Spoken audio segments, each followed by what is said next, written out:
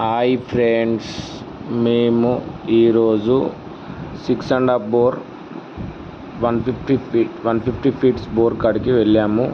ఇది ఇనుప పైపులతోని ఒక పైప్తోని 120 ఫీట్లు పిడియేసుకుంటే ఇది పోయి అడుగున పడ్డది ఫ్రెండ్స్. దీనిని మేము సలాకలేసి మోటార్ తీసాం.